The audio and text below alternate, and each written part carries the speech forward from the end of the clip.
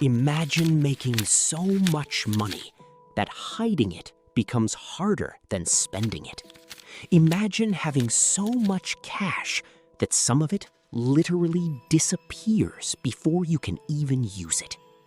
For years, one man built an empire so powerful that governments, police, and rival criminals all wanted him gone. His name was Pablo Escobar. And this is the story of how an ordinary man from Colombia became one of the richest and most powerful criminals in history, before losing everything. Before the billions, before the mansions, before the private planes.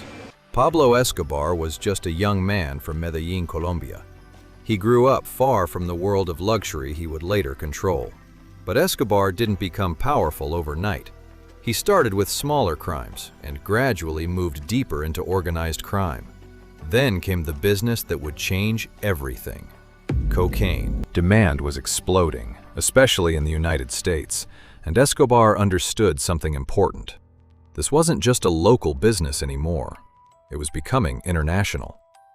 The Medellín Cartel built a vast criminal network that moved cocaine toward major markets, including the United States and Europe.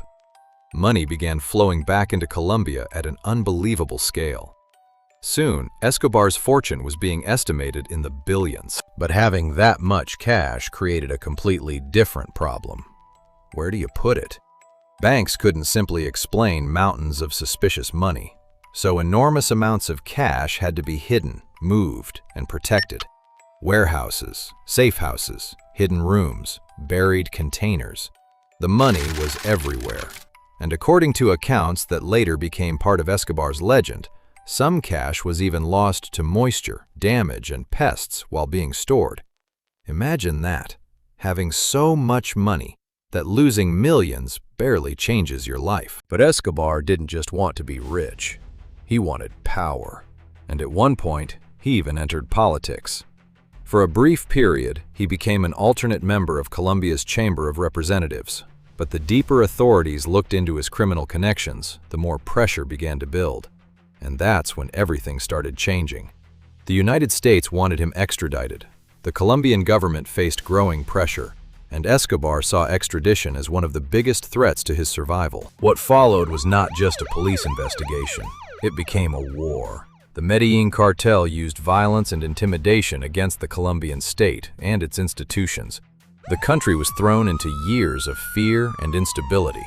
Police were hunting Escobar. Rivals wanted him dead, and the government wanted him behind bars. Eventually, in 1991, Pablo Escobar surrendered. It looked like the end. But then came one of the strangest chapters in criminal history. Escobar was sent to prison, except it wasn't exactly a normal prison. The place was called La Catedral. It was built as part of the agreement surrounding his surrender. And instead of disappearing into a standard high-security prison, Escobar remained in an environment where he still had extraordinary influence. For a while, it seemed almost impossible to believe. One of the world's most wanted criminals had surrendered, and yet he still wasn't completely under control. But the Colombian government eventually decided enough was enough.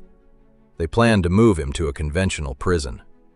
Escobar found out, and in July 1992, he escaped.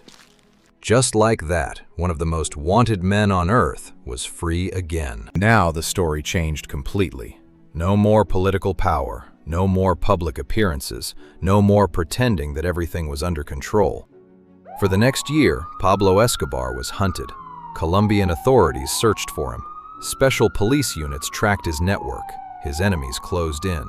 And the empire that once seemed impossible to destroy began falling apart. The man who once had warehouses filled with cash was now moving from hiding place to hiding place. The contrast was almost unbelievable. At his peak, Pablo Escobar had more money than he could possibly spend. But in the end, all that money couldn't buy him safety. On December 2, 1993, Colombian authorities located him in Medellín. As police closed in, Escobar tried to escape across the rooftops. A shootout followed, and Pablo Escobar was killed. His empire was over.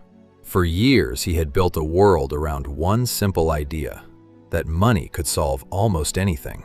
Money could buy homes, cars, planes, loyalty, influence, even time. But eventually, the world he had built around himself began collapsing, and when it did, all the money in the world couldn't buy him a way out. Pablo Escobar went from an ordinary young man to one of the most powerful criminals on earth, and in the end, he died trying to run away.